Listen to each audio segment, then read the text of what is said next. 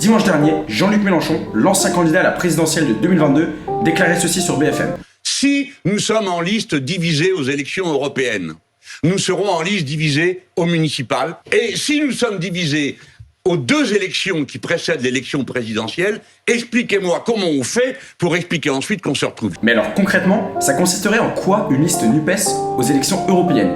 Qui est pour? Qui est contre? Quelles en seraient les conséquences? Je vous explique tout ça dans cette vidéo.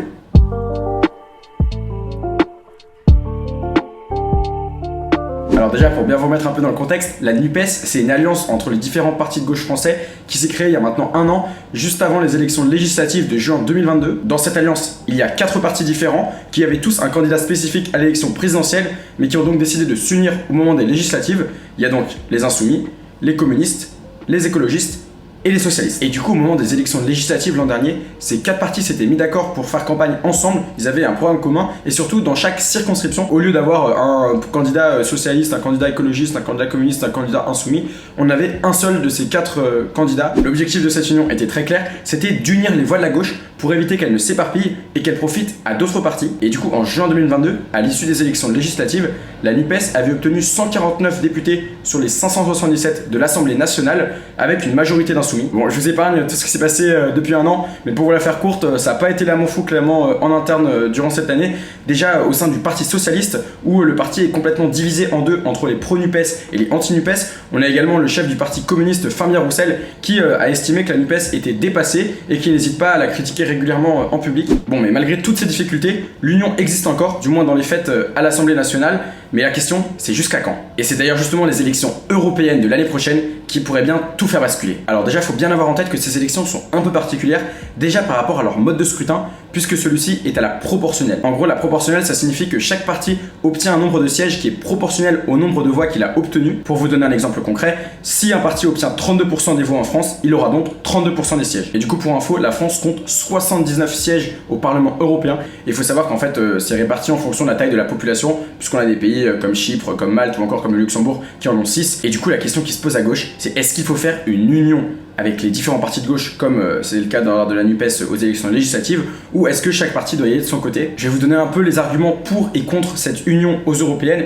mais également quelles sont les personnalités politiques qui sont pour et quelles sont les personnalités politiques qui sont contre. Mais avant ça, je me présente très brièvement. Je m'appelle Mathieu Maillard, j'ai 20 ans, et avec Louis Carole, j'ai cofondé le Vieux Continent il y a maintenant quasiment un an. On parle d'actualité européenne, d'histoire européenne, de personnages européens. C'est très important pour nous si vous pouvez vous abonner.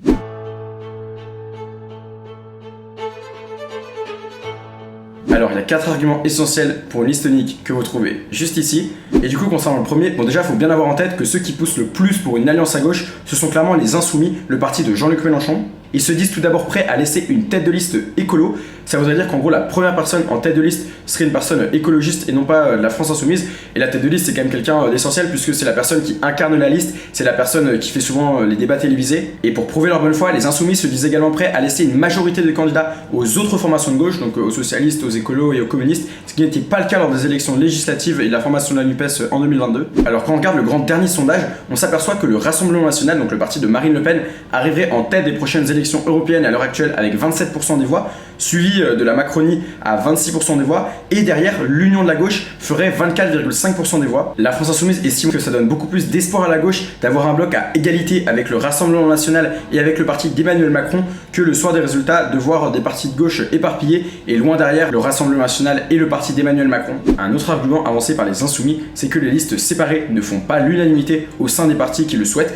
En effet, si on prend le cas du parti Europe Écologie Les Verts, Marine Tondelier, la secrétaire nationale du parti, ne veut pas entendre parler d'une liste unique, mais ce n'est pas le cas au sein de son parti de Sandrine Rousseau, la députée de Paris, ni de Julien Bayou, et ce sont des voix qui comptent chez les Verts. Du côté des socialistes, le secrétaire général Pierre Jouvet s'est dit prêt à discuter d'une liste commune aux européennes de 2024, mais il faut savoir que ça n'est pas non plus l'unanimité dans son parti, il y a une forte opposition en interne. Alors le dernier argument, c'est celui qui revient le plus en boucle du côté des Insoumis. Pour eux, il paraît en effet inconcevable que la gauche puisse se séparer en 2024 et revenir unie en 2027. La France Insoumise fait en fait du rassemblement à gauche en 2024 une condition de la survie de la NUPES, et en cas de désunion, il pourrait ne plus y avoir de NUPES. Alors si ça fait autant débat, c'est parce qu'il y a également beaucoup d'arguments en faveur d'une liste séparée aux élections européennes.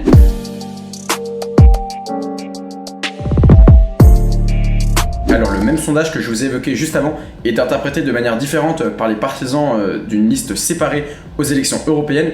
En effet, les écologistes, si on en croit le sondage, feraient un score de 11%, le PS atteindrait pratiquement les 10%, la France Insoumise ferait 8,5% et le Parti communiste 2%, ce qui permettrait à la gauche d'avoir 30% des voix, soit un montant bien supérieur aux 22% en cas de liste unique. Alors vous vous demandez peut-être pourquoi. Eh bien en fait, la présence de la France Insoumise dans une liste unique de gauche dissuaderait les électeurs de gauche modérée qui pourraient se tourner vers le parti d'Emmanuel Macron, alors qu'à l'inverse, si les listes sont séparées, ces électeurs voteraient principalement pour les écologistes ou pour le Parti socialiste. En gros, avec des listes séparées, la gauche aura beaucoup plus de députés au Parlement européen, et ça c'est l'argument principal de ceux qui sont contre une liste unique à gauche. Alors les écologistes ont aussi justifié leur position du fait de leur divergence avec les insoumis sur les questions internationales. Si on écoute David Corman, qui est actuellement député européen écologiste et qui sera peut-être la tête de liste du parti aux élections de 2024, il y aurait en fait une différence fondamentale entre les écologistes et les insoumis, puisque les écologistes sont fédéralistes tandis que les insoumis ne le sont pas, et pour lui ça serait mentir aux électeurs que de faire une liste unique. Le leader des anti-NUPES au Parti Socialiste, Nicolas Maillé-Rossignol, le maire de Rouen, estime pour sa part que le Parti Socialiste est clair sur la question de l'Ukraine et est clair sur la question des Ouïghours, sous-entendu que la France Insoumise ne l'est pas, et qu'il ne peut donc pas y avoir de liste unique. Le troisième argument est essentiellement repris par les écologistes. Marine Tondelier ne cesse de rappeler qu'avec 14% des voix aux élections de 2019, les Verts n'ont besoin de personne pour rentrer au Parlement européen. En fait, elle ne voit pas l'intérêt de perdre des sièges alors que les Verts ont terminé 3ème des dernières élections européennes, tandis que la France Insoumise avait fait un score de 6,5%. L'autre argument des écologistes qui revient beaucoup, c'est que ça fait quand même déjà plusieurs mois que Marine Tondelier a été très claire sur les élections européennes. Elle a même dénoncé le forceur Manuel Bompard, le coordinateur de la France Insoumise. Faut arrêter de faire les forceurs en fait. On l'a dit, on l'a redit, on l'a re-redit. Puisqu'elle estime que ça fait déjà plusieurs mois qu'elle a été claire sur le sujet et qu'il n'y aura pas d'union aux élections européennes. Et si on en croit France Info et Le Point, les communistes s'apprêtent à présenter leur propre liste autonome aux élections européennes la semaine prochaine. Alors si l'actualité de la gauche vous intéresse, on a sorti une vidéo sur la politique d'immigration menée par les sociodémocrates au Danemark. Le lien se trouve juste ici. Si vous avez aimé la vidéo, n'oubliez pas de lâcher un gros pouce bleu, n'oubliez pas de vous abonner et de partager la vidéo, et on se dit à très vite.